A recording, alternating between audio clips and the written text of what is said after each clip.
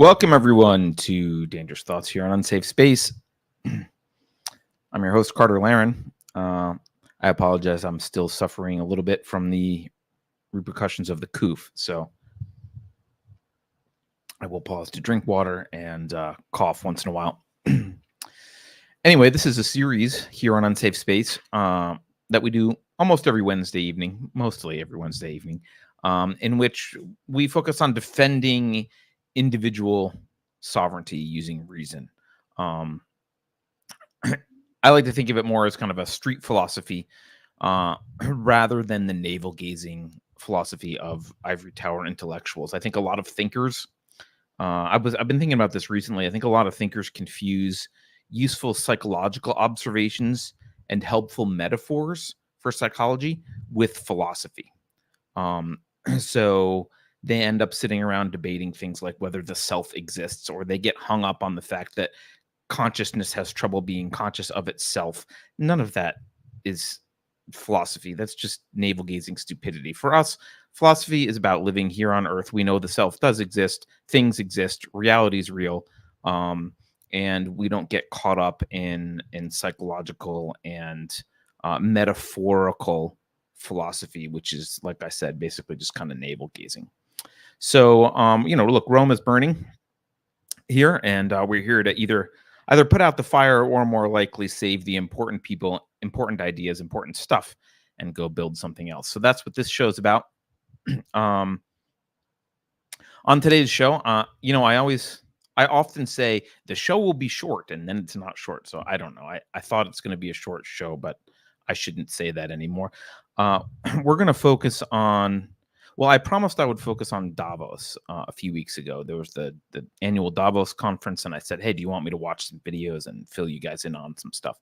And we're going to focus on some stuff about that today. Actually, I forgot to turn this fan off. It is probably making background noise, so hold on for a second. It's kind of hot here today. All right. But before we focus on Davos, I want to quickly talk about the new gun safety bill that is circulating the halls of Congress, kind of like human waste circles the toilet bowl. Unfortunately, the rest of us in America are, and even some people outside of America are, downstream from the sewer that is DC. First, if you are new to Unsafe Space, welcome. In addition to this show, which is, just boring old me talking, we have lots of other episodes, lots of other series. Earlier today, we had an episode of Rebel Civics, which was a little bit of a special one. Rebel Civics is typically a show hosted by Keith Bissett, which is also on Wednesdays, usually in the afternoon, about the relationship between individuals and the government, and obviously civics focused. Today, he had a kind of a cool show where Thomas St. Thomas, who's one of our writers, actually wrote a book, a children's book, about Thomas Sowell's life as a child. And it's a short episode. He read his children's book. I recommend going and checking that episode out today. It's called Tommy Goes to Harlem. On Tuesdays, we have 451 Degrees with Alex Maselli. She hosts that show. It's about censorship. Yesterday, she spoke to Dave Seminara, I think is how you pronounce his name. He was canceled from Goodreads, so she had a conversation with him about that. On Mondays, we have a show called Narrative Dissonance, which is live. That's at 2 p.m. Pacific, and usually we have a panel of journalists or other internet personalities to talk about the news, how we're being lied to by mainstream media, that kind of thing. And then Thursday evenings, we have Token Minority Report, which is hosted by Beverly and Alex. It's more of a fun, nerdy pop culture kind of thing. Sometimes I pop into that, but not usually. Usually it's just the two of them. And then once in a while, we have something called Free Association, where I just interview interesting people. We don't have one this week, but we've recently we spoke to Scott Horton, Axel Kaiser, lots of interesting people, so you can check some of those out. Okay. One last note. I'm supposed to remind people, Keith is at PorkFest this week. In fact, I think probably a couple hours ago, he gave a talk called Secession 101. So I guess I shouldn't advertise that because it's 2 hours old. So there you go. Also, before we start, please think of someone that you haven't shared Unsafe Space content with. Go do that now. Make sure you're subscribed. We're on Utreon, Odyssey, Rumble, unsafespace.com is the best place to find us.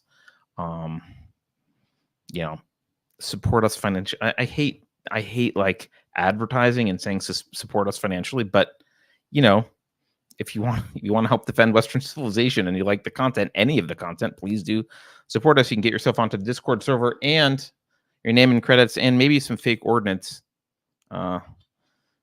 depending on your level of support. Okay, shout out to everyone in chat. Welcome. Thank you for starting to fill out the poll. I've got a poll in chat about conservatives, so we'll see how that ends. If you want to go look at it, go look at it. All right, let's start with a quick review of this bowel movement that the Senate is intent on passing. Yes, that was an intended pun. Actually, before we do that, let's just take a moment to check in on the January 6th primetime special that's been running. Let's just take a look at it here. All right, on Rotten Tomatoes here, we have the tomato meter says 99%, so the critics love the January 6th hearings. Excellent. Audience score, though, 11. So not working for the audience. But hey, since when has Congress worked for the audience? All right, let's get into this. Let's get into this. We'll quickly review it. I'm not going to read the bill. I've got an article about the bill because the bill is 80 pages and annoying to read. I did skim the 80 pages, but it's not easy to pull stuff out of it. So, all right, this is. I love these titles. The Bipartisan Safer Communities Act is the short title. The subtitle of this, the main thing says, a bill to make our communities safer. So I thought, is this going to be helicopter rides for Antifa? But no, that's not what it is. This is an NPR article. I'll just read. The Senate has begun consideration of a narrow bipartisan gun safety bill that could become the first gun control measure to pass Congress in decades. By the way, they think this is going to be passed by the end of this week, which is why I want to address it now. The legislation resulted from negotiations among 10 Republicans and 10 Democrats that began after 2 mass shootings in Buffalo, New York, and Uvalde, Texas, that happened less than a week apart last month. It is expected to have more than enough votes to overcome the 60-vote threshold to clear a filibuster in the Senate, which is divided 50-50, blah, blah, blah. I'm skipping. Here we go, the lovely Republicans. And by the way, there's a picture of Chuck Schumer talking about this bill, and it's like he intentionally tries to look evil. He's like looking down like this, and he's got this like shit-eating grin on and like this evil smirk. It's creepy. Anyway, Senate Majority Leader Chuck Schumer, Democrat, New York, and Senate Minority Leader Mitch McConnell, Republican, Kentucky, have both announced support for the bill and both say they will vote for it. Thanks, Mitch McConnell. Let's read a Mitch McConnell quote. By the way, it's so weird to sit back on the sidelines and watch Republicans like hate on Mitch McConnell, and then like in the next breath he does something they like, and they're like, "Yeah, cocaine Mitch is awesome." Like, he's not both. He sucks. He just sometimes does stuff that you happen to like. All right, here's his quote. Our colleagues have put together a common sense. There's a trigger word. Common sense package of popular steps. Oh, good. Common sense and popular, nothing principled, that will help make these horrifying incidents less likely while fully upholding the Second Amendment rights of law-abiding citizens. Oh, okay. Thank you. By the way, so this is what prompted this poll that I have in chat. Look, guys, conservatives suck. Stop thinking that conservatives are helpful. Michael Malice's quote that I really love is conservatives are progressives driving the speed limit. But sometimes I think he's too generous with that quote. They just blow chunks, really. And I'm not into politics normally, but I did just join after 25 years of refusing to join the Libertarian Party. I finally just joined the Libertarian Party because the Mises Caucus took over. And I'm still focused on not politics, but I'm hoping that maybe the Libertarian Party will cease to be a joke now that the Mises Caucus is in. I don't know. We'll see. All right. Bunch of senators spent days trying to finish this, blah, blah, blah. The senator said in a joint statement, here we go. I don't know if this infuriates you as much as it infuriates me. I hate, this is a red flag. Pay attention to this. Pay attention to when someone does the evaluation for you and tells you the conclusion. Here's the joint statement from these douchebag senators. Our legislation will save lives and will not infringe on any law-abiding American Second Amendment rights. Oh, okay. Thanks for that legal analysis, guys. I appreciate it. Oh, hey, Judge Lot. Judge Lot is given. Let's pause. Judge Lot gave us a super chat. We will. Let me figure out how to put it up. Hold on. There we go.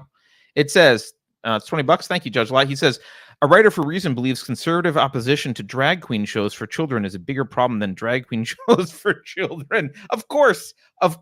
Reason also sucks, by the way. What a horribly named magazine. Michael Malice calls Reason the Southern Poverty Law Center of Libertarianism. He's right. I love Michael Malice. Yeah. Reason. The problem, the historical, not to go on a tangent here, but I'm going to go on a tangent. The historical problem with libertarians is the same as the historical problem with conservatives, which is a lack of principles. Libertarians generally have this idea that like smaller government is good, which they're right about, but they don't know why, and they don't really have an understanding as a party, like generally, of the philosophy of individual sovereignty and the philosophy that supports libertarianism. So you get kind of these weird, they easily fell to woke arguments because they didn't have the philosophical foundation.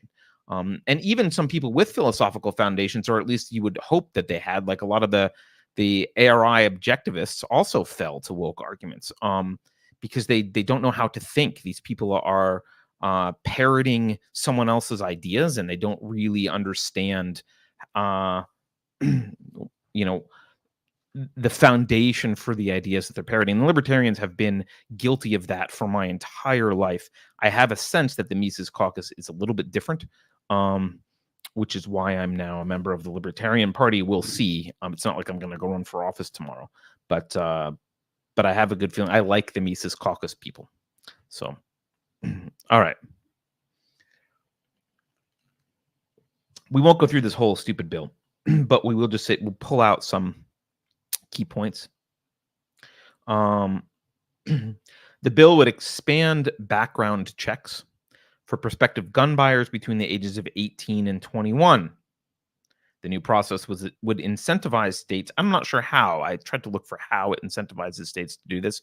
Usually when they incentivize, it's with penalties or money. So the new process would incentivize states to provide access to previously sealed juvenile records and could add several days to the waiting period for a purchase before a purchase can be completed. Now, my question here is like, why 21? Why not 25? Why not 35? Why not 65? I mean, is there a thing where when you turn 18, you are suddenly responsible enough to be handed a weapon or the controls to a drone and make life and death decisions in war, or pseudo war? Everything's a conflict. That's not we don't have any legal wars, but whatever. Authorized conflicts. You're allowed to go kill people and theoretically defend truth, justice, in the American way, or whatever. But that's not really what's happening. You're competent enough to do that. We can give you a stealth bomber. We can give you access to drones. We can give you weaponry. We can have you make life and death decisions, but you're unable to purchase a weapon, and also you can't have alcohol. That's very important. It just makes no sense. Also, by the way, when you're 18, you're able to make decisions about voting. You're able to vote, so you're able to decide whether communists should rule us, or Thomas Jefferson should be elected. Those are the decisions you're entrusted with. Much more important than whether you should be able to buy a rifle. But of course, buying a rifle, I guess now is in a different category. So there's no principle here, obviously. I'm going to skip. This kind of goes on. The legislation includes $750 million in grants meant to encourage states to create so-called red flag laws that would allow law enforcement or other entities to petition a court to remove guns from a person deemed to be a threat to themselves or others. Now, obviously, look, red flag laws are a violation of due process. They are absolutely a violation of your Second Amendment rights. But we don't care because we're Republicans and we have no principles. So yeah, they're going to do that. Now, that is, again, this is I'm going to say this and people are going to say, you're being hyperbolic and this won't happen and you're being paranoid. You know what? I've heard that for 20 years and I'm always freaking right. It happens. Later, it happens. Eventually, it happens. Here's what this will be used for. They will punish wrong thinkers. The end. They will punish wrong thinkers. Wrong thinkers will be considered. Look, they're already using language like harmful, hateful speech. Your speech is violent, blah, blah, blah. Eventually, this will become he says mean, he has mean memes. He tweets nasty things that are, quote, violent. Therefore, he is an unstable person and we can take firearms from him. How anyone doesn't see that, I think it's only willful blindness that you can't see that. That's where this goes. Greg the Baritone says, Carter, it seems like my choices for elections these days are between communist or Christian Sharia law. Yeah, those are your choices. Neither of which have anything to do with the value of Western civilization, mind you. All right. There's more crap. There's more. So the big things in this bill are the background check thing, the red flag laws, and then a whole bunch of money for a whole bunch of money from you. I mean, just to be like, this comes from your pocketbook eventually, ultimately. But money for creation of federal clearinghouse on school safety standards, $1 billion for school improvement programs intended to increase attendance and engagement. $1 billion for safe school and citizenship education, with $500 million set aside for school-based mental health grants, and $500 million for grants to mental health professionals. By the way, how much you guys want to bet some of that money is going to be used for transitioning kids to different genders? Mental health grants. $28 million for school-based trauma support. $80 million for pediatric rapid care, $60 million in mental health training for pediatricians, which probably will include some trans crap. $50 million in grants for school-based mental health through the Children's Health Insurance Program, $150 million for suicide crisis hotline, and $250 million for community mental health. Now, look, I'm not opposed to worrying about mental health. I am opposed to using federal funds because federal funds come with strings and it's not their money. So yeah, communities should worry about mental health. But look, it's a cluster. This bill, it's going to pass because Republicans have I'm not sure what the issue is with Republicans. I have my own opinion, but I won't say what it is. We've got a poll. The poll is conservatives. I could have just as easily written Republicans because conservative means like Republican, like the ideal Republican is a conservative, basically, right? The poll says conservatives, A, lose because they're incompetent, B, lose because they're unprincipled, C, do a fine job, and D, are controlled opposition. So far, 10% of you think that conservatives do a fine job. I guess they could be doing a fine job as controlled opposition, which is half of you think it's okay. We'll let that poll keep going. Let's get into this Davos crap. I had this fantasy that I would watch a whole bunch of Davos videos and then I would summarize some Davos stuff and I'd have to look for some things to talk about. I ended up watching just a few Davos videos and I ran across one that stopped me. Uh, it was called Unlocking the Social Economy. And it was moderated by Karen Tso, who is a CNBC reporter. She does Squawk Box in Europe. And it featured a guy named Margaritis Chinas. I'm not sure if I'm pronouncing that correctly. He's the vice president of the European Commission, which is the executive branch of the EU. Sharon Throne, yes, Throne, who sits in the throne, the chair of the Deloitte Global Board of Directors. And Giru Bilamoria, who's an Indian social entrepreneur and founder of several international NGOs. And at the beginning of this panel, the moderator mentioned this report that she recommended we all read. And it is called Unlocking this. Here's a picture of it. I don't know if you guys can see here. Unlocking the Social Economy Toward an Inclusive and Resilient Society. And of course, you got a nice, if you can't tell, nice little POC picture on the front. There you go. You got your token person of color in the front. It's done in collaboration with Deloitte, of course, because Deloitte. Now, this report, it's not that long. It's 40-something pages. You know, I've actually hired Deloitte in my past to do reports, and you know, this is probably, I would have paid for something this length in the tens of thousands. This is probably in the hundreds of thousands because they can charge more to these kind of organizations. Plus, there's been inflation since I did this. So, you know, Deloitte, you know, but that's not the reason. Deloitte, that's not the reason they did this. This pushes an agenda for them. So I thought I got to read this paper. Because frankly, I saw this and I wasn't sure what a social economy was. I mean, I've heard the term social entrepreneurship and I kind of vaguely had a sense of what it was being in Silicon Valley for so long. And I've talked to people who were social entrepreneurs and making B corporations and that kind of stuff. But I wasn't sure what their definition, like, what do they mean by the social economy? What is their definition? What is this? How does this play into the World Economic Forum's agenda? What are they really talking about? So I read this paper, and what we're gonna do today, instead of going through a bunch of videos, I'm going to talk about this paper. But before I do, I need to give you guys a little bit of history here, because I think sometimes people look at something like the World Economic Forum and they think this is kind of coming out of nowhere. There's these lizard people that suddenly want to take over society. And it's not coming out of nowhere. These people have been around forever, as long as humans have been around.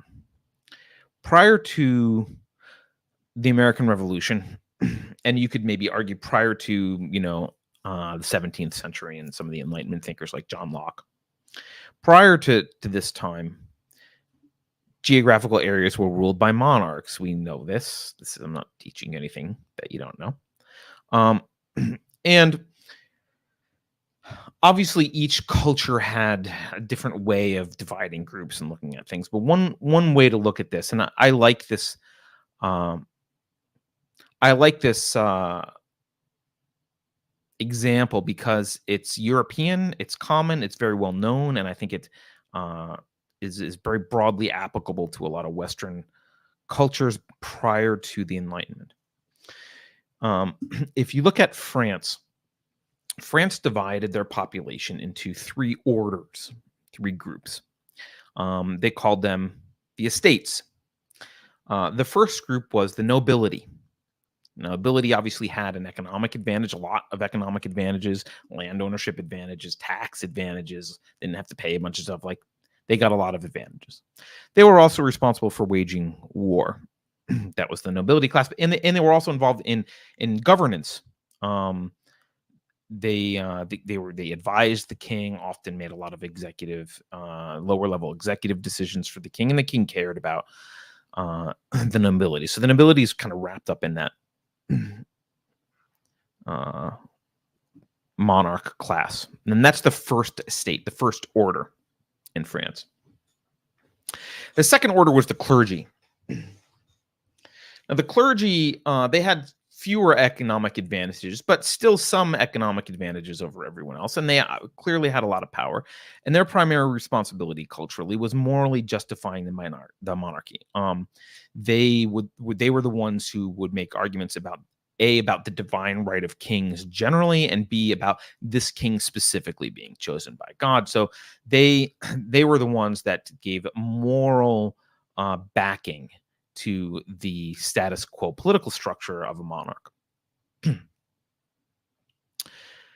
And everyone else, all of us, right? Everyone else is the third estate. Uh, and we're responsible for the majority of actual productive work, right? Like actually growing food, actually building things, uh, actually, doing blacksmith work, like actual work, things that actually improve human lives is the third estate, right? Real productive work. That's the third estate. And the third estate was obviously historically treated as tax cattle, right? They were, they had this productive labor.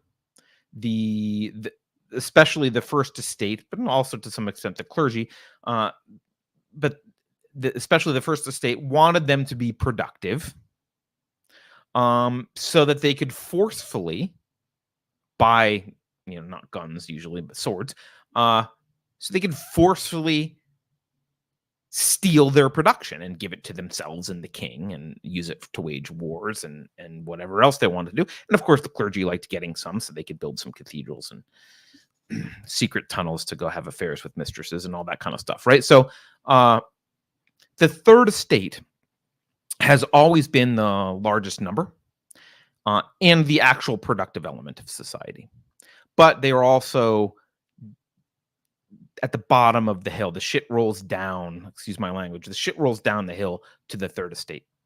They are subject to the force of the first estate under the moral justification of the second estate. And of course, in France, one of the, in the French Revolution, one of the triggers was this. They decided to have a meeting of all three estates, and a bunch of people decided that they represented the third estate, basically, and you saw a little bit of what you might call communism, but that kind of same attitude of I represent the third estate, and therefore, and we're the majority, so we're gonna dictate blah blah blah blah blah. And you had the Reign of Terror and lots of mess. We're not going to get into the French Revolution, but obviously that fell apart, and eventually you had Napoleon. You ended up kind of back where you started. Nobility class and clergy class weren't exactly the same as they were prior to the French Revolution, but that's a structure that you should use to think about society, especially Western society, prior to the American Revolution. And the Enlightenment. Now, in the Enlightenment, this is 100 years or so before the American Revolution, John Locke comes along, and what does he say? He says, "Well, there's no divine right of kings." Ooh, ouch, that stings. And along comes the Enlightenment here, and there's a lot of diverse thoughts. I mean, some people consider Marx part of the Enlightenment. When I say Enlightenment, I mean the individualist. I don't mean Enlightenment just in a particular time period, but particular ideas, right? Individualism, natural rights, this destruction of the divine right of kings, this idea that there aren't different classes of humanity fundamentally. You're not born better than someone else. And this allows, obviously, for economic and social mobility. If the same natural rights apply to everyone, you get this individual sovereignty concept, and you get this concept that the primary role of government is to secure those rights for everyone equally.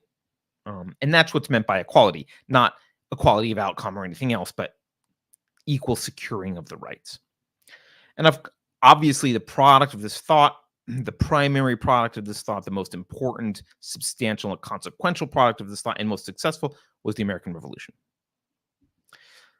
This turned that if you think about it in those terms, if you think about that, for thousands of years, you had this class of, slightly different maybe in each society, but you had basically a class of nobility and clergy managing the tax farm of the productive peons. This American Revolution was quite profound. It was quite different, and it did threaten, maybe less so now, but it threatened the status quo, and it threatened the position of a lot of those managerial class people. Now, the true children of the Enlightenment at this point, these people who recognize individual sovereignty, their response was, hey, we've thrown off the yoke of this political class. They can be ignored. They've got a little power, but we only gave them enough power to make sure that to try and protect individual sovereignty equally, right? So let's go build things and make our lives better. And you have the Industrial Revolution starting just prior to the American Revolution and then lasting for a while after the American Revolution, and you have this massive amount of productivity as people are basically feeling they can mostly ignore the government and they can be free to do what they do best, which is be productive. But of course, what does this mean for that clergy and nobility class? And again, I'm not saying in America there was a nobility and clergy, but if you think about this generally from that class of people culturally in Europe and beyond, for them, suddenly their primary role, right, is this management of the third estate, right? It's this, their skill set is political. It's Machiavellian, right? That's their skill set. They can manipulate and do politics and manage. That's what they do, right? That role's obsolete. America is proposing that role is obsolete. And in America, if you want to manage people, the best you can do early on, I mean, now things are different, but the best you could do is, well, you could manage people on a somewhat small scale. Even if you became a robber baron, it's only a company. The company's not that big compared to the nation, right? So you can manage people on a small scale, but even then it's voluntary. People don't have to work for you. They can leave. You can't use force to keep them working for you. If they say, I don't like working for you, then they can leave, right? So you have to be a good enough manager that people voluntarily want to work for you. And that was not the skill set of the nobility clergy class. This is not the skill set of these Machiavellian political class people. And this belief that third estate needs to be managed, that we need to be managed by our superiors, that belief never went away, right? America tried to abolish it and mostly did for a time within our borders. But of course, we don't live in isolation. We're not on a different planet with no communication. It wasn't really ever abolished in much of Europe and much of the world. And the ideas festered in various places in the US, which we'll talk about in a minute.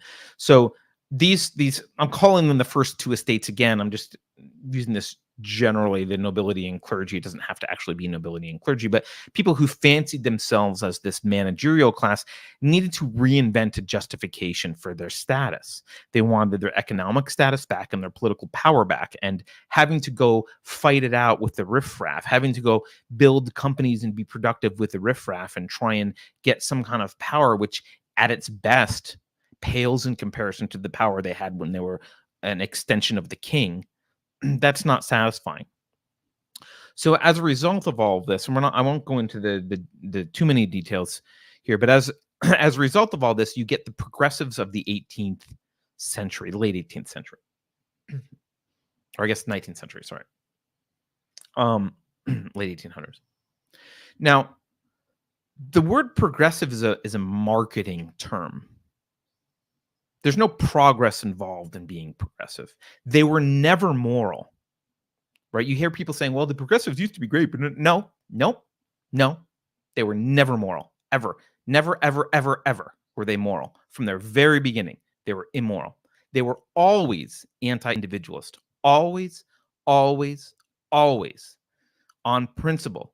They were anti-individualist. They were this class of people that we're talking about, this managerial class.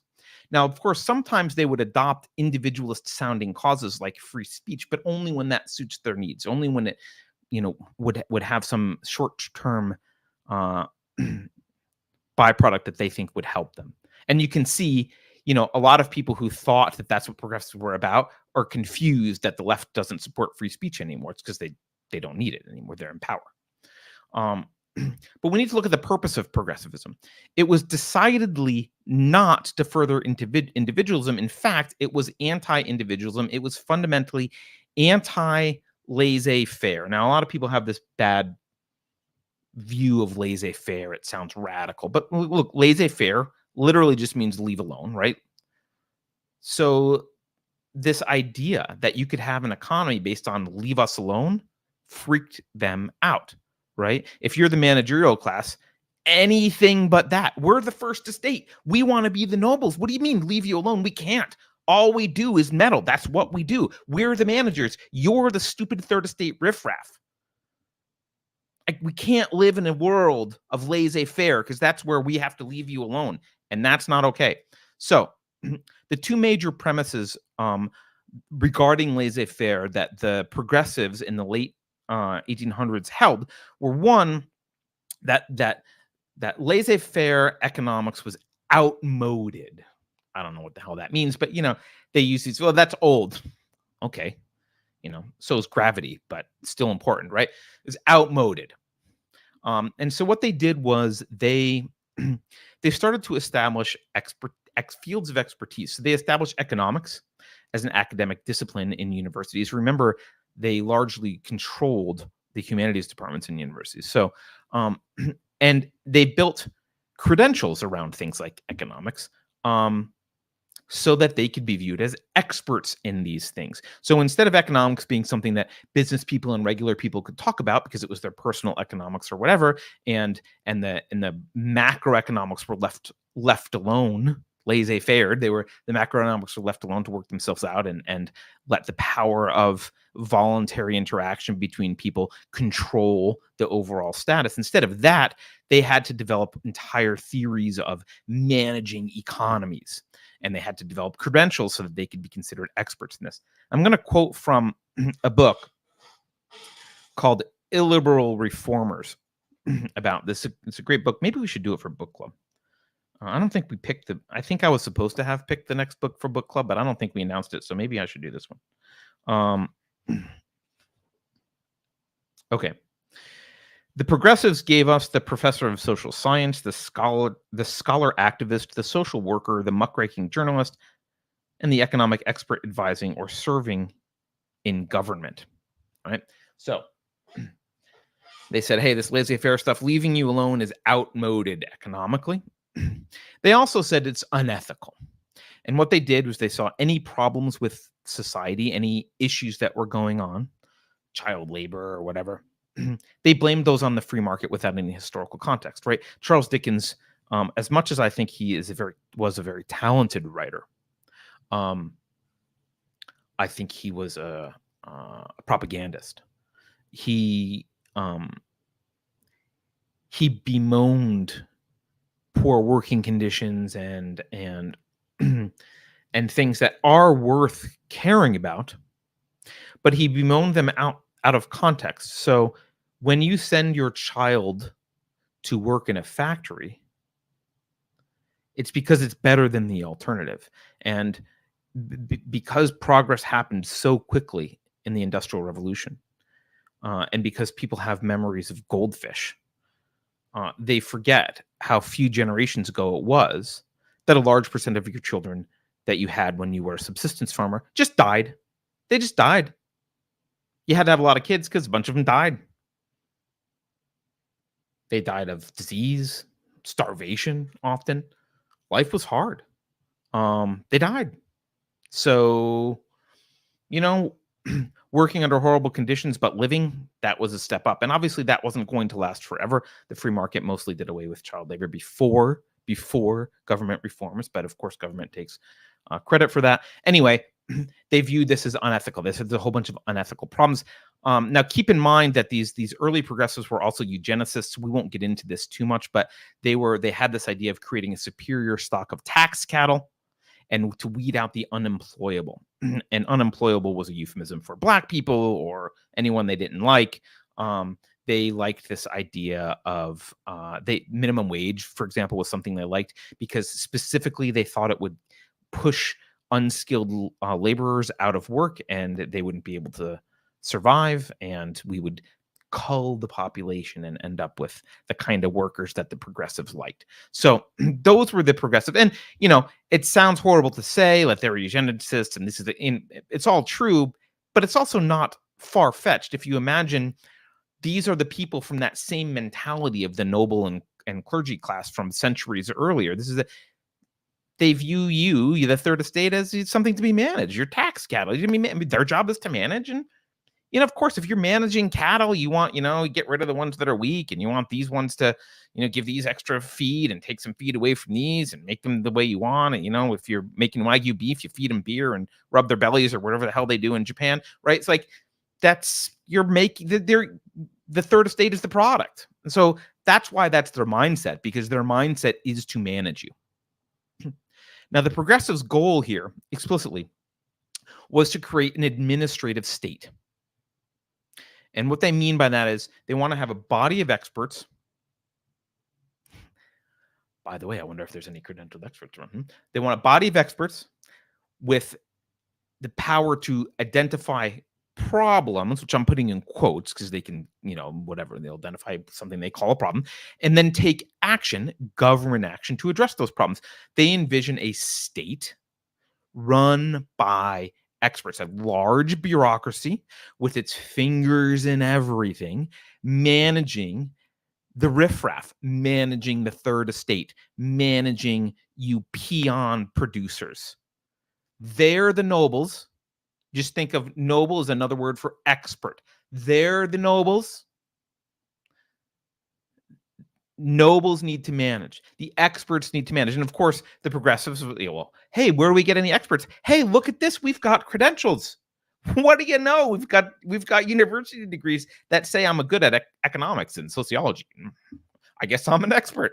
Who'd have thought, right? So this meant a massive expansion of government. The creation of this regulatory bureaucracy, this kind of fourth branch of government, this administrative state. And ultimately, what you need to remember here is this is not just people with ideas trying to make them happen in a free market. This is through the government. And the reason it's through the government, there's only one reason that it's through the government. It's because they need to reintroduce the use of force to manage people. That's it. You don't have to do any of this crap. If you have a great idea for how to run a company and build it successfully, you don't need this progressivism crap. Just go do your idea. And if the way you manage is better and you've got, these kind of shares and these kind of people, and this is how you treat your worker, fine. You'll be successful in the free market. The reason that the progressives needed government, because they needed the force of government has a monopoly on the use of force. And they needed that. They needed their swords back. The nobles needed their swords back so they could come slash you open if you didn't give them enough grain. I mean, to get like visceral about it. They needed for the same reason they needed tax collectors or nobles needed swords hundreds of years ago. It's the same reason the progressives needed to be married to the government. They needed these experts embedded in the government because they needed force. So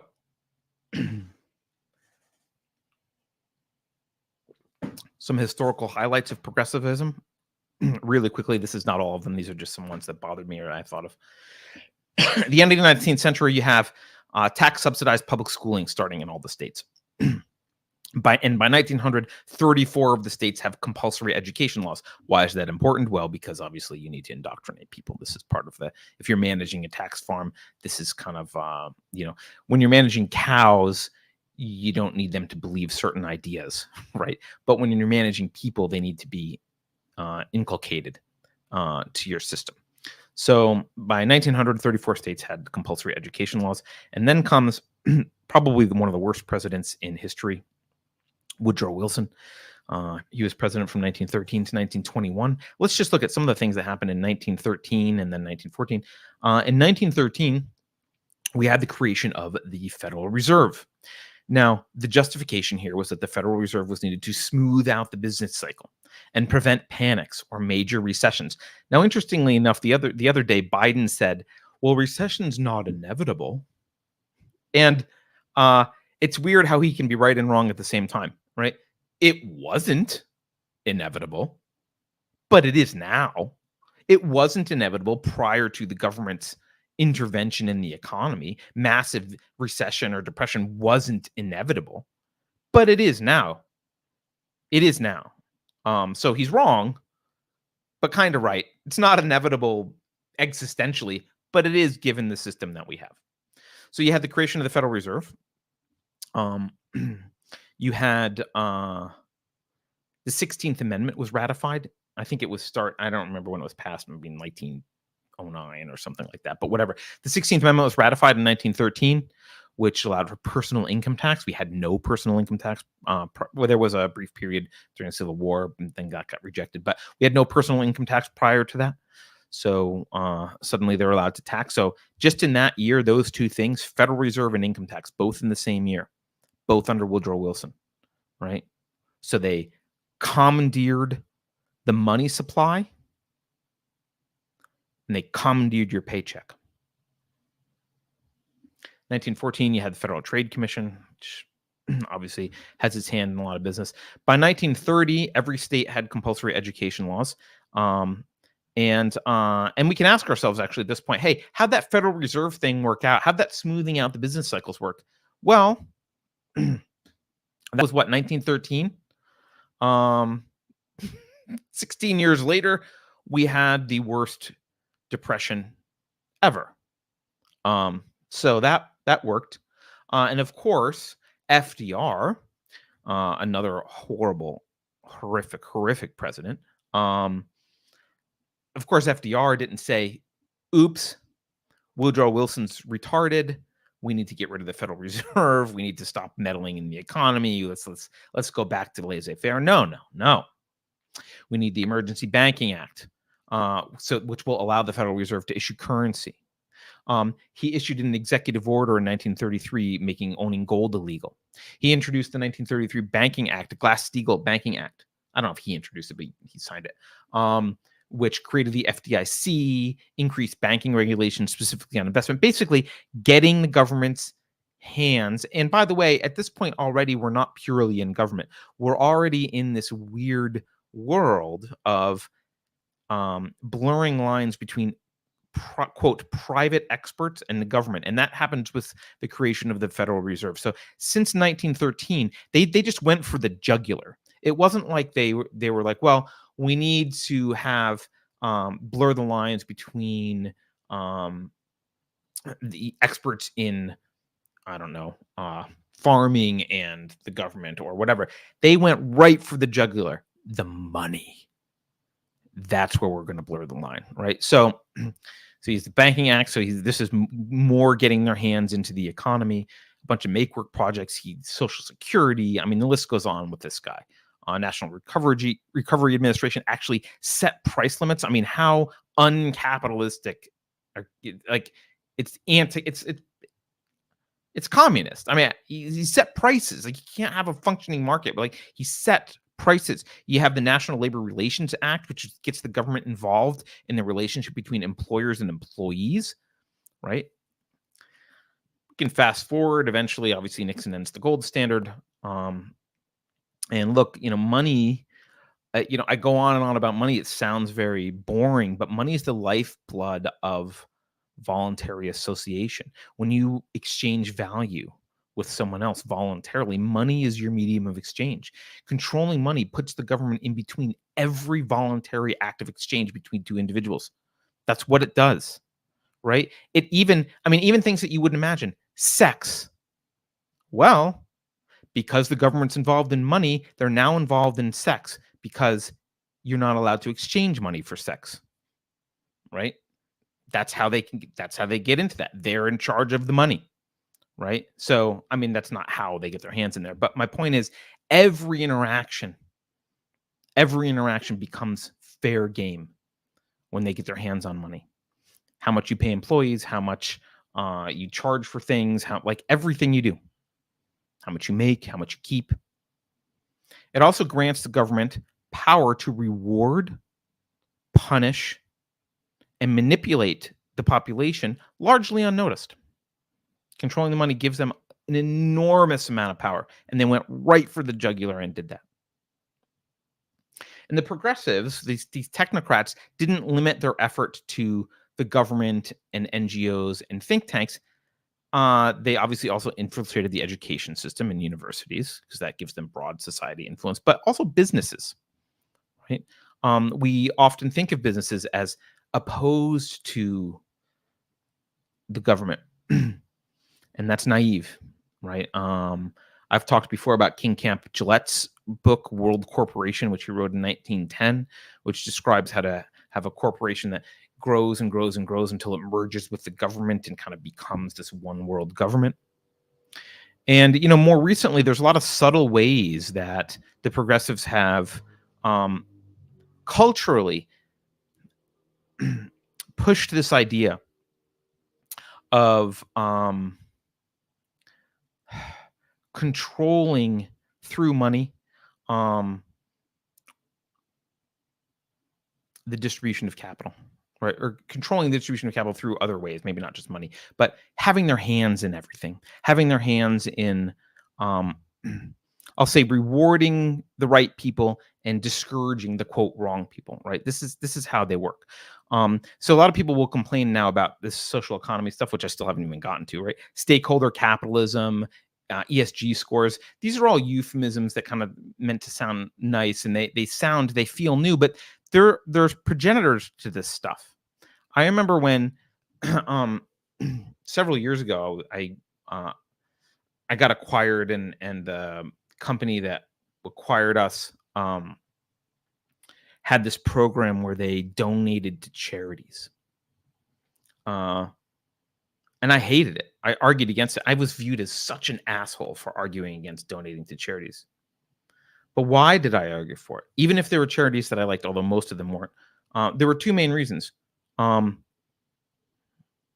was I looked at a bunch of the charities, and you'd be surprised if you look into a lot of charities how much money they spend on lobbying, which means they're spending money to convince men with guns to take more money from me for their cause. Like, that's not cool.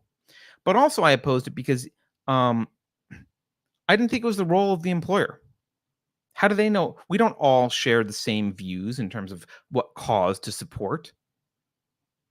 And as a consumer, I didn't necessarily share the same cause. I don't want corporations taking some of the profit that I help them earn either as an employee or as a customer and using it for a cause that I may or may not care about. And so, at this company, when I was acquired, I argued, like, look, why don't you just give the money to if you have money you want to spend, just give it to the employees. We can donate it. If we want to donate it, we'll donate it.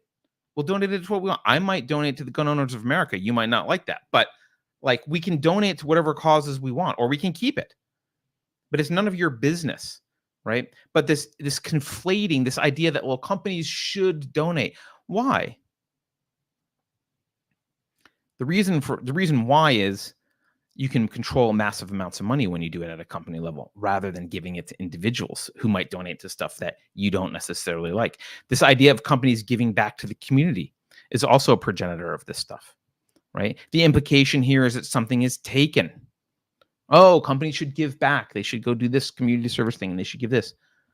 Why? What did they take? The implication is that they've taken they've profited off the community. They've created jobs, and a company that is profitable, at least in the free market, is productive, which by definition means it helps the community. It provides jobs and income and actually creates wealth. That's what it does. There's no reason to give back to the community. The concept doesn't even make any sense.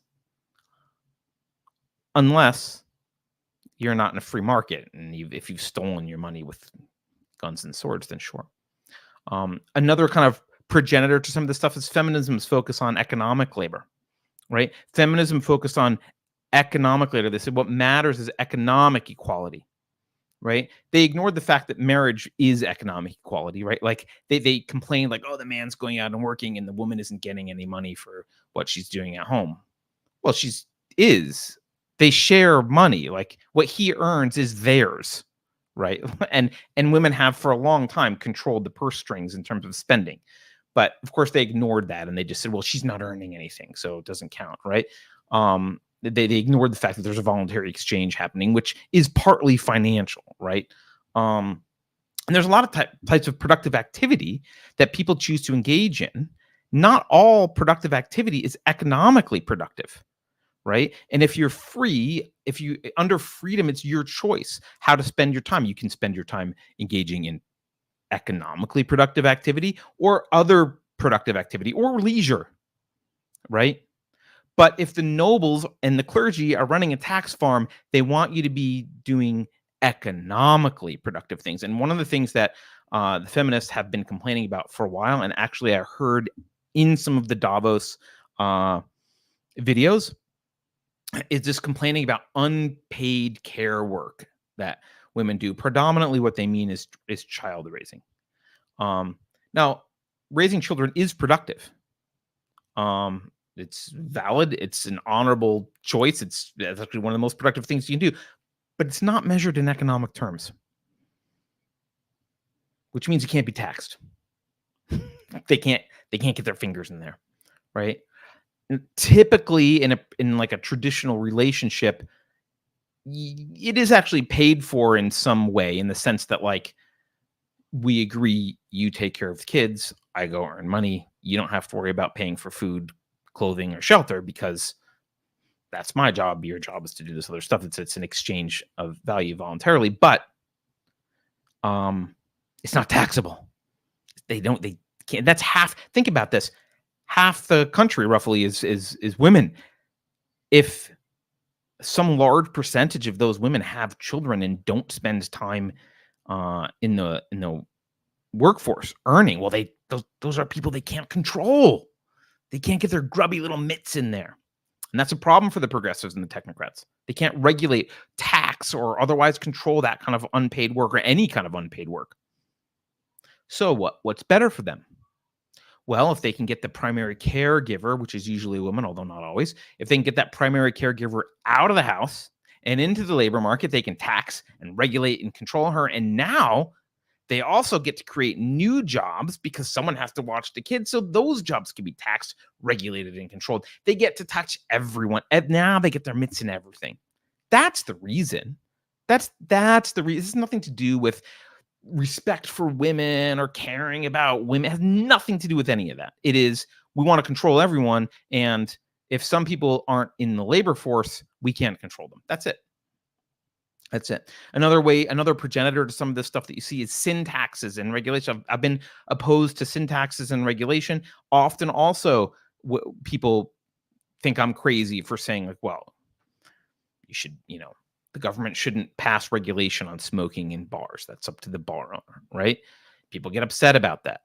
But you've got taxes on gas and alcohol and cigarettes. Here in the Bay Area, there's taxes on sugar. Why? These are sin taxes, right? We have actually regulations on straws. We don't have plastic straws. We have to drink out of those stupid paper straws that disintegrate within like 3 minutes. They can all get in your mouth. It's disgusting. This is 2022, the Bay Area. Can't have plastic straws, right? And these things are called sin taxes because it's actually super appropriate if we're going back to thinking about those first and second estates, the nobility and the clergy. It's the clergy deems them sins. The progressive clergy deems them sins. It's a sin to smoke. It's a sin to drink. It's a sin to, have a sugary drink or use a plastic straw or whatever, or not drive a Tesla. You got to go to the gas station. If you're using petrol, that's a sin, right? The explicit goal of all sin taxes is to control your behavior. They're very open about it. I'm not making this up. You don't have to read between the lines. It's very clear. So the goal for these progressives has always been to be the managers by force of the third estate. And all these seemingly insignificant little steps that I'm talking about are the technocrats marching in the direction of control over you, control over the tax farm, the abolition of individualism, and the reintroduction of the three orders, or at least two of them, the third estate and the lizard people who run the third estate. That's what they're trying to do. And for decades, people that have complained about all these little things beforehand have been ridiculed and vilified, saying, you're crazy. This isn't a big deal. Just let there be us and just let's give them that little control. It's just a little control. Well, we need it for this reason. We need it for that reason. When you think in terms of principles, you appear to be prescient. People that have been arguing about this aren't prescient. I'm not prescient. I just think in terms of principles. And I could say this stuff was stupid and going in this direction a long time ago based on the principles. That's all. This is not rocket science. So back to Davos. Where are they now? These are all the little steps. I think it's really important for you guys to know where these people are now because they've progressed in quotes, quite a bit. We're not talking about sin taxes and plastic straw bans anymore. So let's go over this. Greg the Baritone, you get points for saying syntax error. You get nerd points for that. Thank you.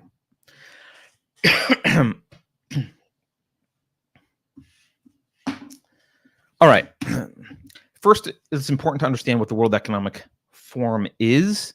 Davos is their annual meeting. The World Economic Forum is an international NGO and lobbying organization for its member companies. These are large multinational corporations that support the World Economic Forum, and it lobbies on their behalf for their goals. That's what it is. This isn't a bunch of people who care about humanity, do-gooders.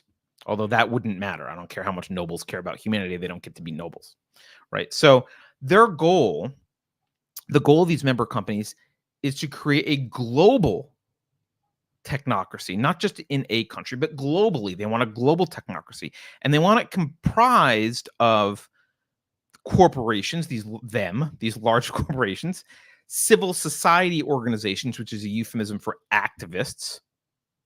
And they want these people to advise and leverage the power of governments, i.e., they want to be able to implement their agenda with force. And to do that, they need to merge with government or blur the lines between government or work closely with governments. They want to reintroduce that French concept of the orders. Estates 1 and 2 rule. Estate 3 is managed. They want to be the managerial class. That's what the World Economic Forum is about. The members of the World Economic Forum, these are just some of them. I skimmed down the list. These are their strategic partners. You'll recognize many of these. Alibaba, Amazon, Verizon, Coca-Cola, Bain, BlackRock, Cisco, Chevron, Citibank, Dell, Ericsson, GE, Google, Goldman Sachs, Hewlett-Packard, Hitachi, HSBC, IBM, Intel, Johnson & Johnson, JP Morgan Chase, KPMG, MasterCard, McKinsey, Meta, i.e. Facebook, Mitsubishi, Morgan Stanley, Nestle, Open Society Foundations, which is all George Soros' stuff, PayPal, Pepsi, Pfizer, Procter & Gamble, SAP, Sequoia Capital, Uber, UBS, Unilever, UPS, Western Union, and there's more, but that's the ones that I noticed that I just pulled out. So although we can think of this as a lobbying group for these organizations, it has a very tight relationship with governments. It's not, governments don't shun it like they might shun other lobbying groups or pretend to even shun other lobbying groups, especially EU governments. They're not viewed like the NRA, right? There's no one's like, we won't work with the WF. They're evil capitalists. No one says that about the WEF, right? They are viewed, to a large extent, they are viewed as the second order, the second estate, the clergy. They are viewed as the moral leaders. Government, I think often many governments view themselves, especially government bureaucrats view themselves as that nobility class. These people are viewed as the clergy, the moral leaders, because they have these civil society organizations and activists in them, right? And they set moral agendas. So that's how they're viewed. Okay, let's look at this report.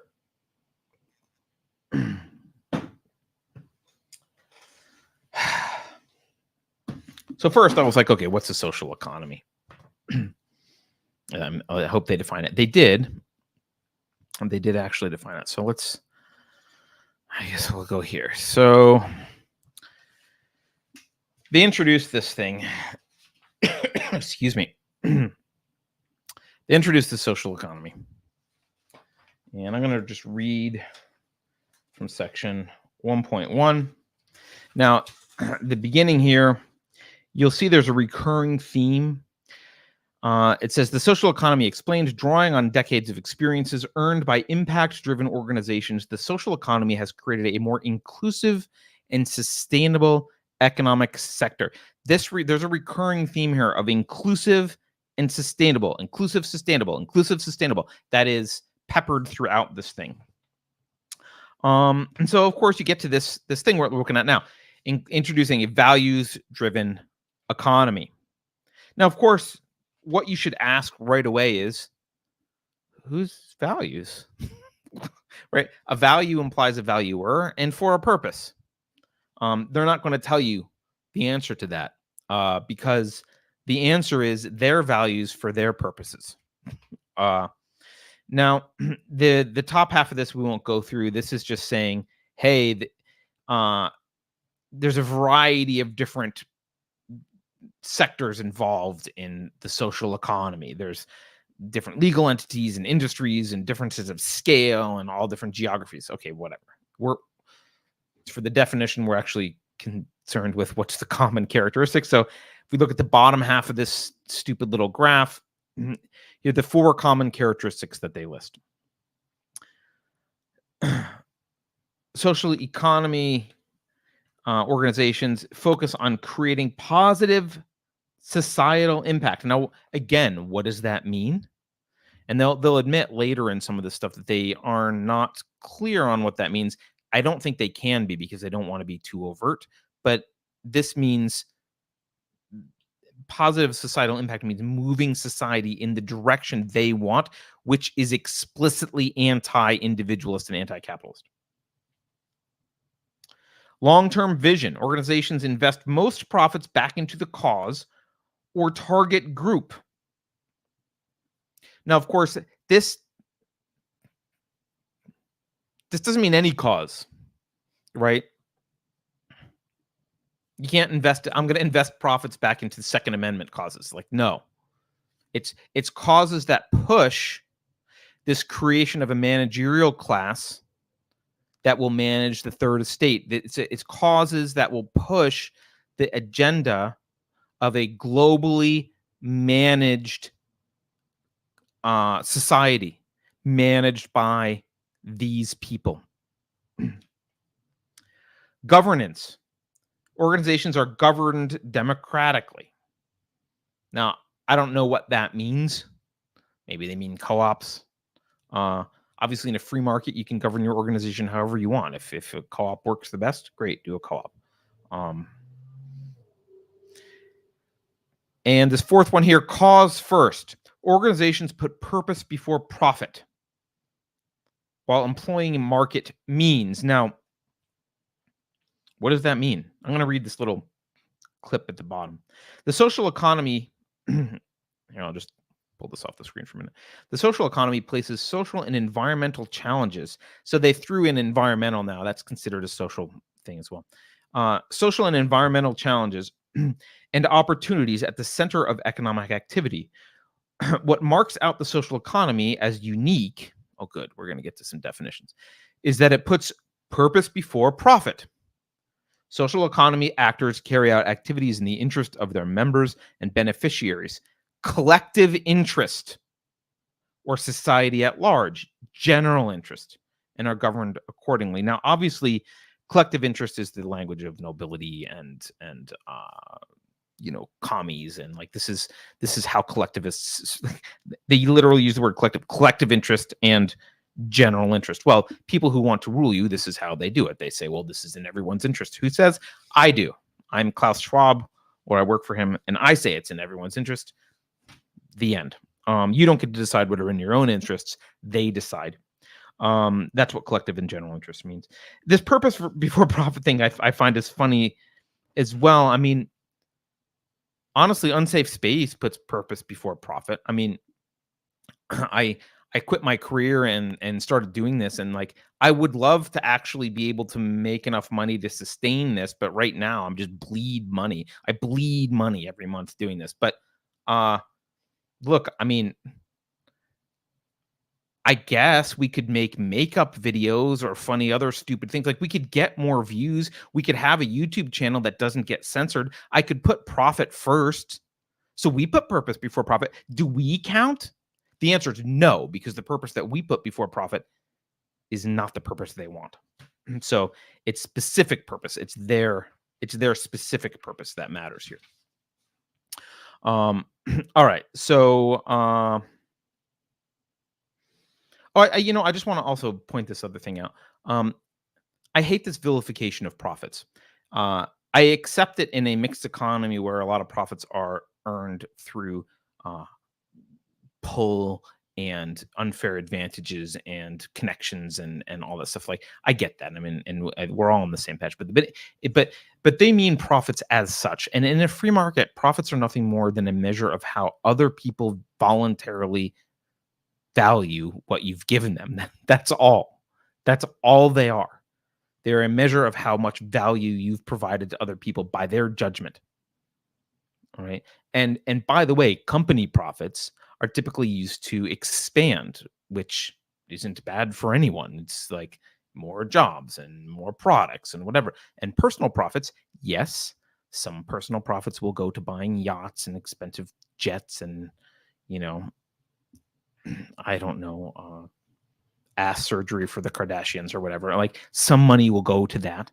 But mostly once you make enough money that you live comfortably and uh you know like I would probably never have a yacht no matter how much money I wouldn't want a yacht. Like but once you make enough money to live comfortably, most people start using that money to invest. Now, what does that mean? That means it's available to other entrepreneurs and other businesses to do other things. It's not like the money gets burned up and disappears. So profits aren't this like money burning thing where like, hey, there's value and it all went to you and now we don't have any. That's not how it works at all.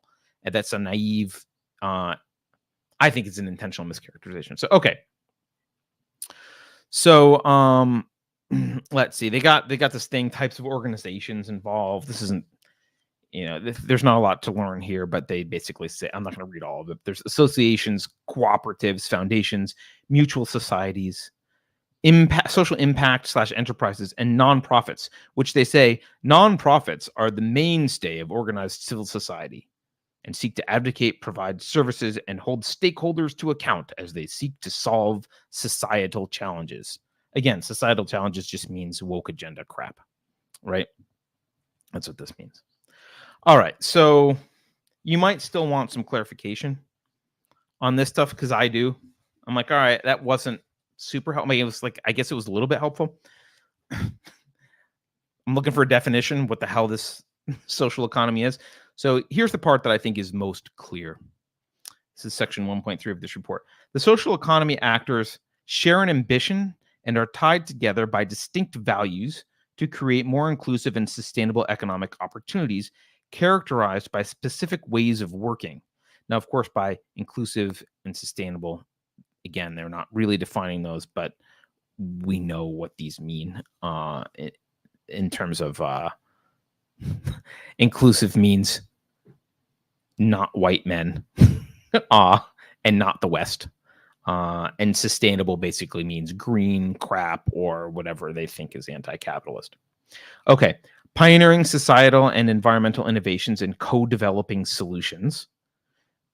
This sounds like this is such. Have you ever read a company's mission statement and it's just gobbledygook? This entire effing report is like this. It's so annoying to read. It's like constant word salad propaganda with abstract concepts. Okay. Empowering and supporting local communities to develop and advance by enhancing employment possibilities in local markets, contributing to a sustainable change towards a green economy by using a values-based approach, leading an inclusive digital transition by democratizing and increasing access to digital tools, building resilience to shocks and cushioning the negative impacts of crises on communities, inspiring the private sector to shift towards more inclusive and sustainable business practices. This shared ambition has allowed social economy actors to strengthen their specific attributes and has been proven to generate positive impacts on societies and the environment in different economies around the world. Of course, positive as measured by Klaus Schwab and his minions. But so that's as close as we're going to get to a definition. Richard, I'm actually not even going to talk about CBDC today, but yeah, that's for another day. Okay. So there's your kind of definition. But the current system that we have here, according to these guys, this current system includes barriers. And those barriers are predominantly what gets measured and reported about companies and organizations. So in other words, they need to know they view one of their barriers as, how do we know that you're one of the pod people striving to be the nobility, the lizard nobility people, and not one of these stupid wrong thinkers from unsafe space? How do we know that you're not a wrong thinker? How do we know that you're one of the good uns, right? I guess they could just tell if you've been banned on Twitter, but what if you don't go on Twitter? How do they know? How can they tell? Well, here's how they can tell. This guy, you guys will recognize this. Today, companies are increasingly using, I'm skipping some stuff. Today, companies are increasingly using non-financial metrics and standards to disclose their environmental, social, and governance, ESG, performance. In September 2020, the World Economic Forum, alongside many private sector partners, launched its Stakeholder Capitalism Metrics Initiative. By the way, when you hear stakeholder capitalism, social economics, ESG, these are all feel-good euphemisms for destroy individualism, destroy freedom, destroy private property. Anyway, they launched its Stakeholder Capitalism Metrics Initiative to drive convergence among existing ESG frameworks towards a common set of metrics, allowing a comparison of ESG data between companies across geographies and industries.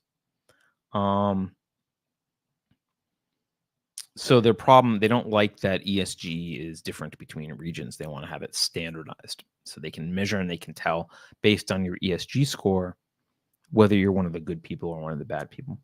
And just, I'm just going to read this little blurb in case people aren't too familiar with ESG. ESG reporting. Reporting of information about corporate performance on sustainability topics started as a stakeholder-driven accountability initiative just over 30 years ago. Today, sustainability disclosure, also called ESG, environmental, social, and governance, or non-financial reporting, is more relevant than ever for a wide range of audiences, including policymakers, that's the number one audience, consumers, employees, investors, and civil society organizations. That's actually another number two audience. Leading companies and their boards, which carry the responsibility for all corporate reporting, are now aiming not just to be accountable to shareholders, but also to define their purpose and benefit to all stakeholders. Now, you could argue that they should care about stakeholders in the sense that they should care about their customers. Customers are stakeholders, blah, blah, blah. What this means here, though, is the World Economic Forum has decided what is good, what is the standard of progress, what does progressive mean, what does it mean to be doing good and having a positive impact, and that is measured by these ESG scores, and those are the stakeholders. Like, the stakeholders are, again, the ruling lizard people class. Okay. So the next section here, so that's section one. I know this is long, guys. Sorry. You need to know this. Seriously. This might sound like I'm going slowly. You need to know this. I'm cutting out as much as I can. You need to know this stuff. All right. The second section of this report is about the potential of the social economy. And this is, again, by the way, right at the top, you see inclusive and sustainable. Inclusive and sustainable. This is the recurring theme. This is basically marketing. This is all about all the great things that the social economy will do, right? It'll fix income inequality. It'll facilitate inclusion and local empowerment. It'll move us to a green economy. It'll lead an inclusive digital transition. It'll mitigate financial crises. It'll fart rainbows, everything. All right, this is all the great stuff. And there's some examples they have. So here, I'll give you an example of what it will do for us. There's a short example here. This is just an example about the youth. The social economy's ambition to lead an inclusive green transition resonates increasingly with young people. In the words of the Independent Commission for Sustainable Equality, quote, will have to shoulder the cost of past generations living beyond the means of the planet.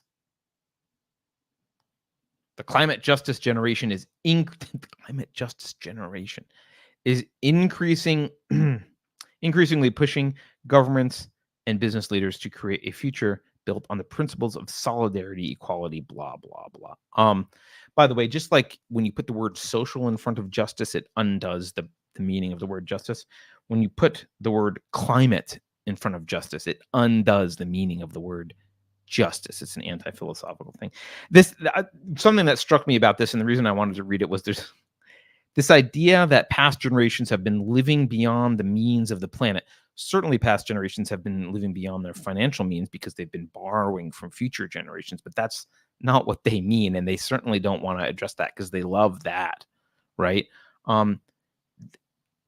It just strikes me as so odd, right? How do you know what the means of the planet are? Like, if you had asked someone 200, 300, 400 years ago what the maximum number of people that could be sustained on a given parcel of land, the answer would be much different than it is today. You know, what the earth can sustain is just such a weird, arrogant statement to make. It kind of reminds me, there's a apocryphal quote from Charles Duell, who was the commissioner of the U.S. Patent Office in 1899. I don't think he actually said this, but he has been purported to have said, everything that can be invented has been invented, right? It's this kind of like, the reason I like that, even though it's apocryphal, is it's this example of this technocrat, this bureaucrat who couldn't be more wrong.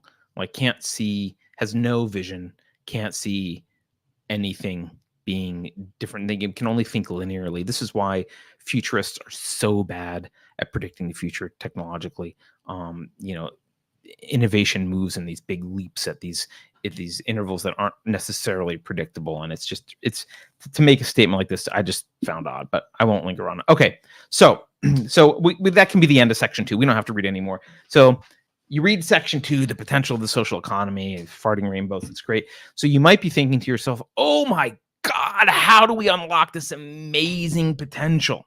Because that's what you're supposed to be thinking right now. So if you're not getting it. Now, the short answer here is, well, we need a ruling class. And first, actually, we need to blur the line between governments and multinational corporations, because corporations are the experts and governments have the guns, so they need to get married, right? Let's read part of section 3.2 here. To unlock the full potential of the social economy, a greater level of trust, mutual understanding, and collaboration between government, business, and societal actors is required. Yes. Then they go on to talk about all the great things this collaboration can do. In these videos, some of these videos that I watched, and particularly this one, these people bragged about the cooperation between large multinational corporations and governments during COVID. About how great it was, what a success it was that these large corporations got in bed with government and were able to save us from COVID. That's their view of what happened. Now, as an aside here, in this report, COVID is cited several times as one of the causes for increased wealth inequality and the economic woes that we're experiencing now. And this entire thing, every time they talk about it, in the videos that I saw and in this entire report, the citation of COVID as a reason for this is done with zero self-awareness that it was government policy supported by these very experts, these same progressives, these same people. It was their policy that was the cause. It wasn't COVID. It wasn't a virus. that did this. It wasn't a virus that transferred massive amounts of wealth to Amazon and took it away from small businesses. It was the technocrats, the experts. It was their response to COVID that did it, which, if I'm being cynical, was intended because it creates another crisis that they're now exploiting. They're using this to say, oh my God, the economy is a mess. And now we need stakeholder capitalism and the World Economic Forum even more, right? So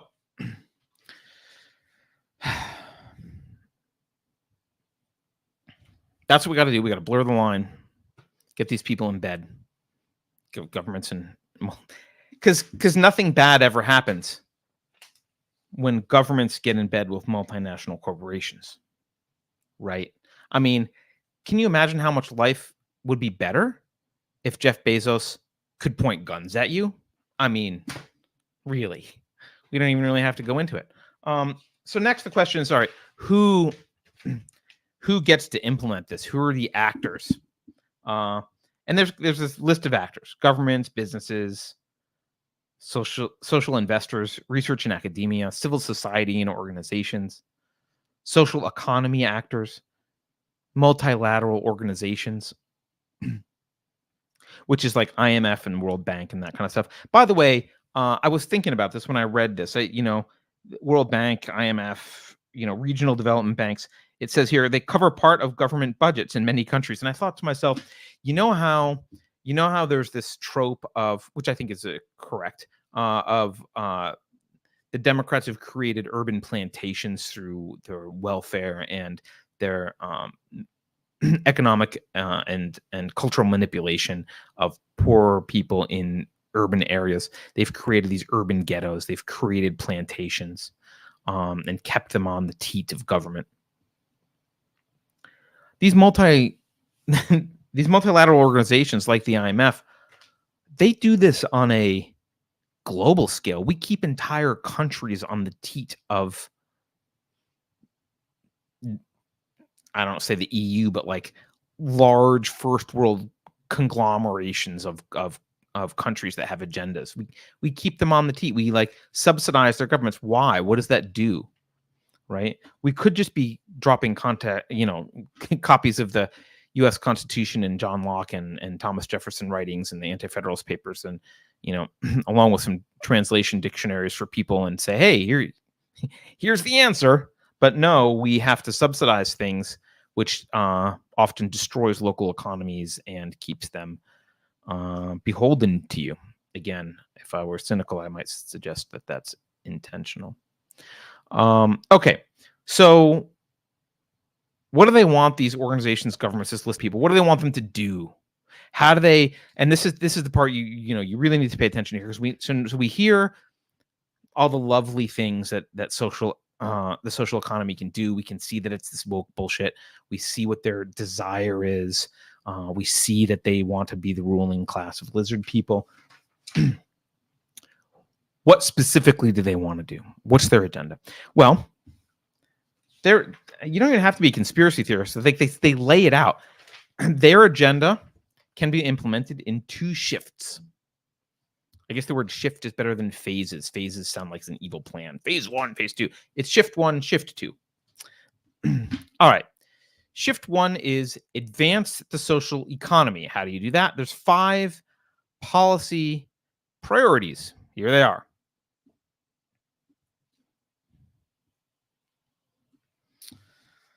I'll read some highlights from these. The first policy priority: recognize the social economy and build supportive regulatory frameworks. Now, by the way, I'm not going to read their text here. I'm just going to summarize here. So they want to build supportive regulatory frameworks. Now, all manipulation of economies, including business regulations, right, is a form of stacking the deck, right? Any economic manipulation is a form of stacking the deck. It's a form of using force, because obviously you can't manipulate an economy if you can back it up with guns, right? No one will follow your regulation or your tax or whatever if you can't, shoot them for not doing it. So it's a way of using force to influence who wins and loses in the game, and to pretend that there's still a free market. or some semblance of a free market, but really you're influencing who the winners and who the losers are through regulatory frameworks. It's using force to reward certain behavior and punish other behavior. And of course, this is all based on the premise that you can guess by now, which is, well, if we leave you to your own devices, you'll make the wrong decisions. So we have to force you, we have to manipulate the playing field so that you make the right decisions. We have to be in charge of the tax farm, right? Now, with respect to a regulatory framework for the social economy, what they would want to do here then is to make it easier for people or businesses. And I'm not going to draw a distinction between people and businesses, because people start businesses and man businesses and work, get employed at businesses and all that. Make it easier for people or businesses that behave the way the nobles approve of, right? So if you're a good wokey business, it's easier for you to succeed. If you're a bad wrong-thinky business, well, we're going to make it harder or impossible for you to succeed. We're going to try and drive you out of business. That's what a supportive regulatory framework for the social economy means, right? It means PayPal doesn't work for you because you're a wrong thinker.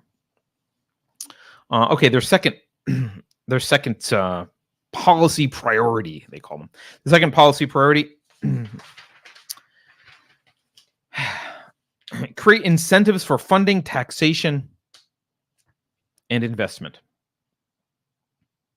It says here, governments should review tax frameworks historically reserved for nonprofit organizations and apply them more broadly to organizations based on their purpose rather than their legal profit status. So they're saying, hey, I might be Procter and Gamble, but I'm woke, so I should have nonprofit tax status. That's what that means. That's what that means. So who pays taxes?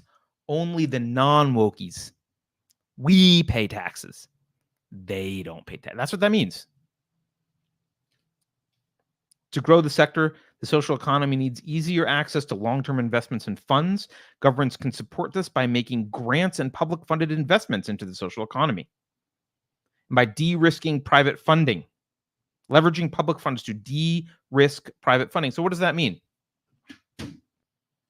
Well, look, whenever you're talking about providing incentives or de-risking funding with public money, I know this is remedial for some of you, all money that governments spend, all of it comes at the expense of the economically productive people in society. It comes at your expense. It comes at the expense of that third estate. There's three basic ways that it comes at that expense. You could get nuanced and say there's others, but these are the three main ways. It's taken directly by force, i.e. taxed. It's printed. They print money, which just destroys the purchasing power of your money, which is another way of robbing you of your productivity. Or, I think probably the most egregious of all, is they borrow it. And borrowing it, people don't lend it without a promise to do number one or two, tax or print, to future generations. So it's to your kids and grandkids, they do that stuff. So all this like create incentives and blah, blah, blah. Yeah, it's going to punish the wrong thinkers. It's going to give money to or exempt from taxes the wokey corporations, but obviously they're not going to reduce spending. So where does that money get made up? Well, they print it or they take it from non-wokies or they borrow it or whatever. Okay, next one. Expand education and research. I mean, this is pretty straightforward. For the social economy to be fully unlocked, governments can educate young people about the social economy in schools. This is just indoctrination. We don't need to get into that. It's kind of obvious.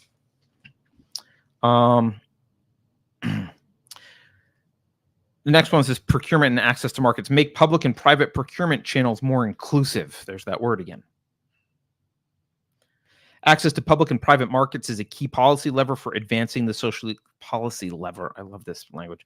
For advancing the social economy through public procurement. By the way, the reason policy lever bothers me, all of this bothers me. Pay attention to language like this. They're playing a game. This is a little. They're having a grand old time. This is a board game. They're just like they get to design a game and like, ooh, we'll get people to do this and give this incentive to these two people over here and take this away and syntax them for this and blah blah. Like they're playing a game with your life.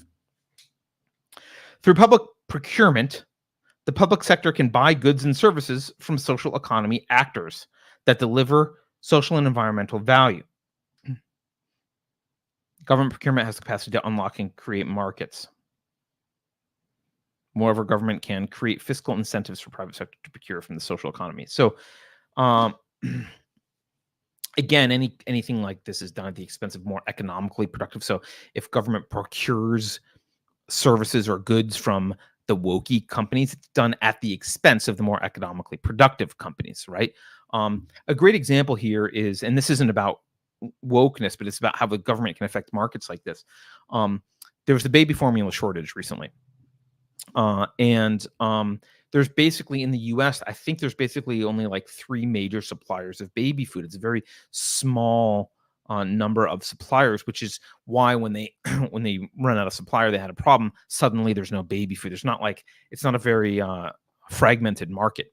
It's very centralized. There's not many of them. Why? Well, one of the reasons, aside from a bunch of regulations, which do have a big impact, one of the reasons is because the WIC program, which obviously is a government program, has preferred suppliers, and those 3 are their suppliers. So they've created businesses for those 3, and if you're not one of those suppliers, it's much harder to break in. So they've kind of created this market for those. So when the government doles out money to Lockheed Martin and Raytheon and Boeing, right? They're creating companies that have expertise in airplanes or missiles or whatever. They're creating a market there that isn't a free market, right? And the same thing happens with baby food, right? So this is how they can do that, and this is how, according to this, right? They say they can unlock and create markets and create fiscal incentives for the private sector to procure from the social economy.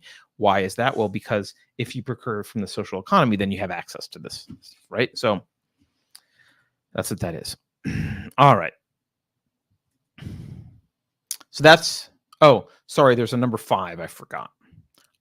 Collect, measure, and visualize social impact data. This isn't super exciting, but basically, I don't even know if I really want to read this because we're running late. Basically, they want data, like we were talking about ESG and that kind of stuff. They want this data to be standardized, and they want governments to measure it, so that if it's measured by a bunch of governments and it's standardized, the Central Committee of Commies can approve or disapprove, right? That's what they want. All right, so that's shift 1. Let's go to shift 2. There's only 2 policy priorities in shift 2, or phase 2. I'd call it phase 2. The 2 policy priorities in phase 2 are here.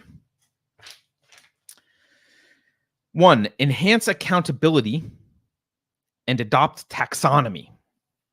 And this is related actually to what we just talked about. The accountability of business practices can be strengthened by legislation that requires companies to include non-financial statements as part of their annual public reporting obligations. Again, why the government is involved in how companies report anything, I was going to say it's beyond me, but it's not. I know why. But like, should have opposed the SEC. It's from the very beginning. It's none of the government's business to get involved in how companies report to their shareholders. But it is now. And now they want to have this. And by the way, speaking of the SEC, they've actually talked about requiring ESG. I don't know if they've implemented it yet. They might have, if someone in chat knows. But they've talked about implementing this and requiring ESG. These should include the impacts of companies and their value chains on the environment, their employees, and broader society. Governments need to develop a supportive taxonomy system for sustainable and social activities.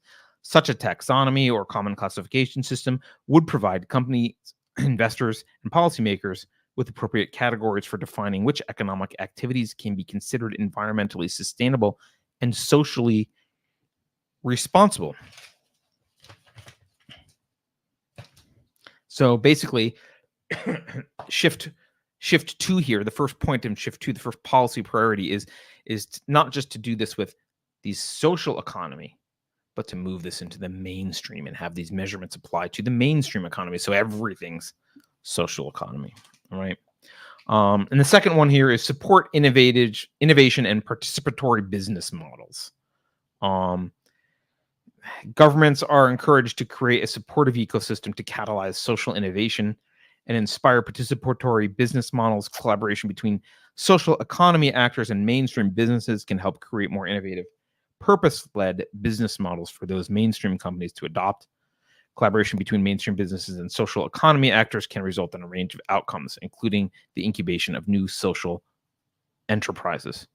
Governments can play a key role in facilitating these exchanges via platforms, networks, and supporting systems with specific mandates to strengthen such collaboration. Mandates to strengthen. So this is more manipulation of the economy stuff, specifically. Well, all manipulations of the economy, keep this in mind, all economic manipulations are manipulations of relationships between people. Two people want to voluntarily interact. Any economic manipulation is a manipulation of that voluntary relationship between those two people. That's what this is. So here's the plan. All right. That's it. Now notice here, here's their thing. We'll show their graphic. There's their plan. There's all that stuff visually in a fun little marketing graphic. Impact in the upper right, scope and scale, because they want other axes and that works. Whatever. They want to be able to plot some stuff and make a graph. This is a useless graph, but here we go. Right. And they say, okay, here's all the things. You can see the white dots are the 5 shift 1 things, and then the 2 dark blue dots are the shift 2 priorities that we talked about. Now notice that these are wannabe nobles telling government what to do. That's what they want. These are the progressive technocrats. These are the experts. Let me just read a little section that goes with the graph that you're looking at in front of you. Beyond policy design, governments are in a unique position to create supportive ecosystems for social economy actors by sharing information and data, providing and demanding training to enhance the understanding of all actors about the needs of social economy actors, and institutionalizing networks to scale up the capacities needed to catalyze the social economy. Why are governments in a unique position?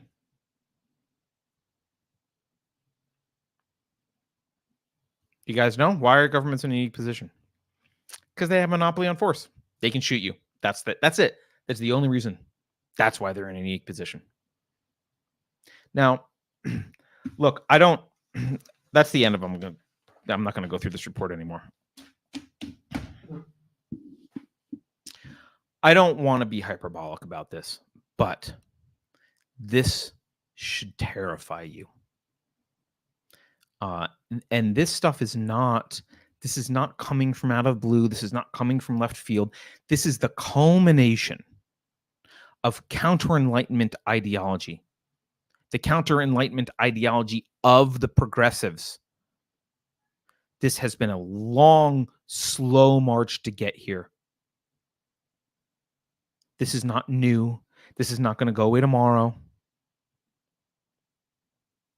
This is over 100 years old. And they are at the point now where actual implementation of this is looking like it's on the horizon. They can actually achieve their goals.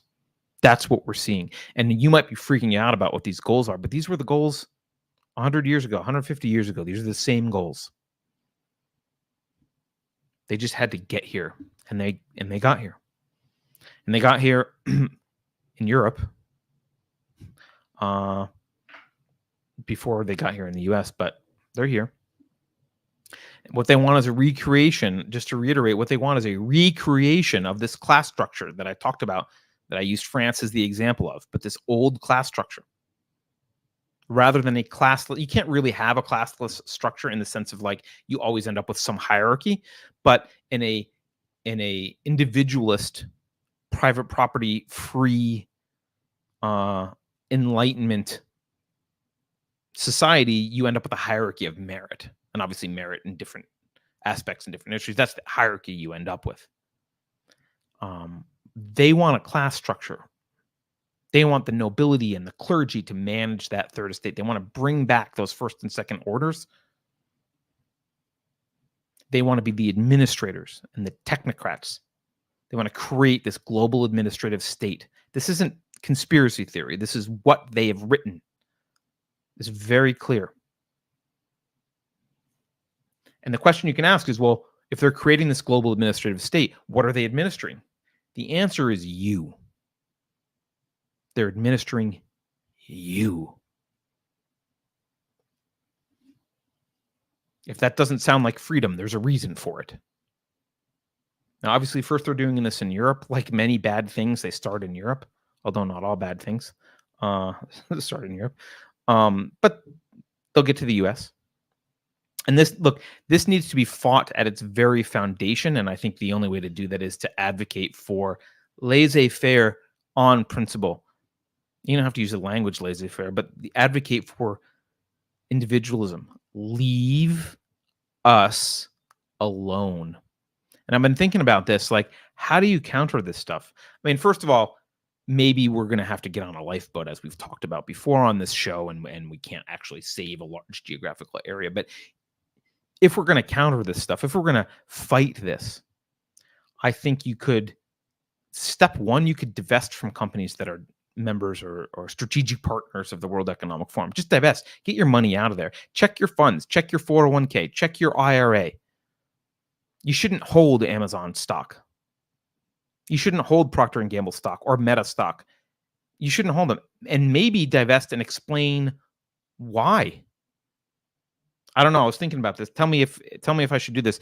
I was thinking about making a form letter. So I had my daughter copy down in a spreadsheet all of the companies that are strategic partners to the World Economic Forum. So I have a spreadsheet of them all. I was thinking about making a form letter that you could just send and be like, I'm divesting from your company, and this is why, right? I think we need to do that. If you're in Europe, a Brexit, get the hell out of the EU, because the EU loves this stuff. They are all over this. They are in bed with the World Economic Forum. So Brexit was a good idea. I don't know what else we can do. I've been toying with the idea of creating like a counter ESG score, like the anti ESG score, where companies like, oh, we're dedicated to paying as little taxes as possible and laissez-faire economics and reduction of government, and we're not going to, lobby for regulations and whatever. I don't know. I don't know what the right thing to do, but something needs to be done here. And I'll write a form letter if you guys think that's a good idea. And I'm maybe even, like I said, I'm open to the idea of trying to work with some other people to create a counter ESG score or something. There is a guy, let me look up his name. I'm going to try and have him on a show at some point. His name is Vivek Ramaswamy. And he's coming out with an anti-ESG ETF called Strive Capital Management. Apparently that's coming out this fall. So I'm going to try and talk to him. But, you've got a lot of you probably, if you're like most people, you probably have money sitting in a 401k, or you have mutual funds or whatever. Get the hell out. Get the hell out, at least of the WEF companies, and explain why. Right? And if you want a form letter, I'll do a form letter, but you got to tell me. I'm not going to do it if no one wants it. All right. So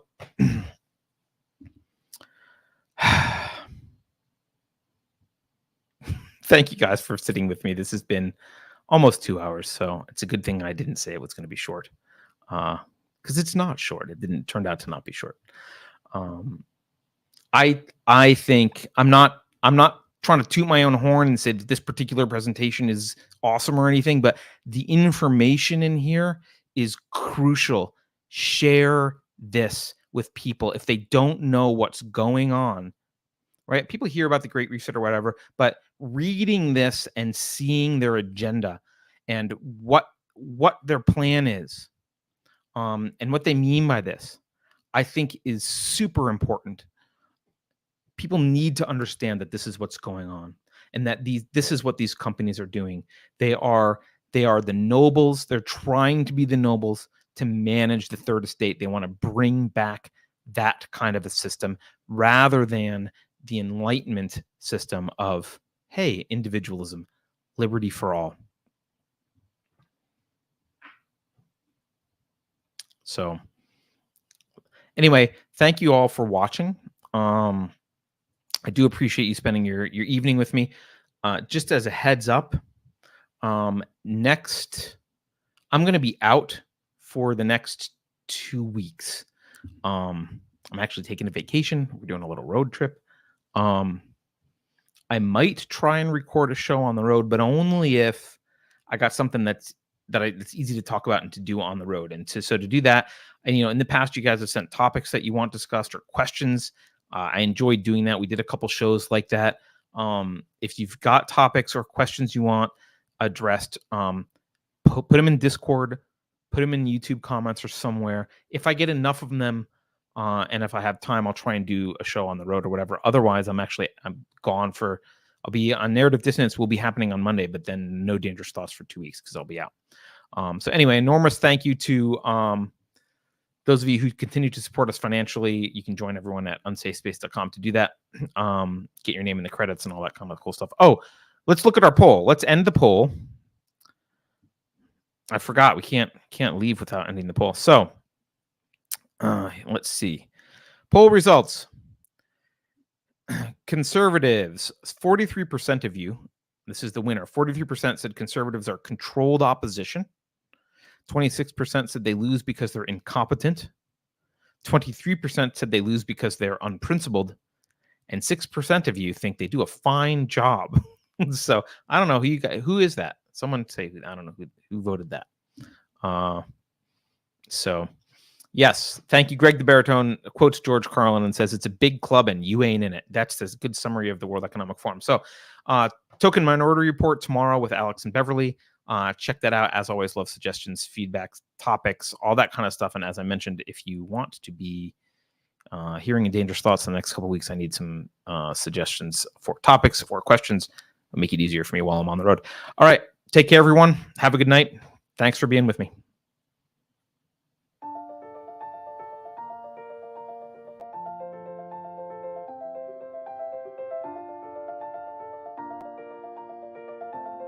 Thanks for sticking around until the end.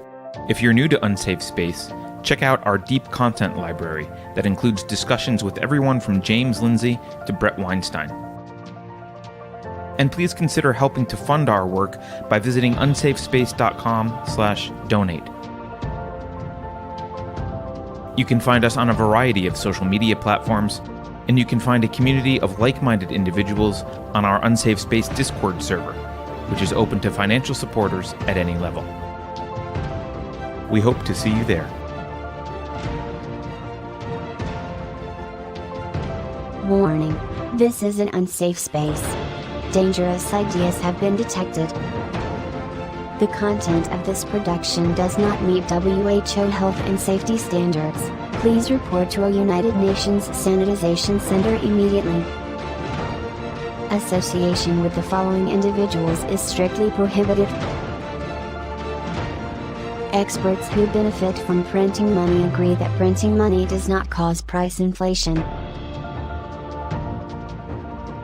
Trust me, just 2 more weeks to slow the spread of monkeypox. If you think about it, no one should be allowed to express opinions. But don't.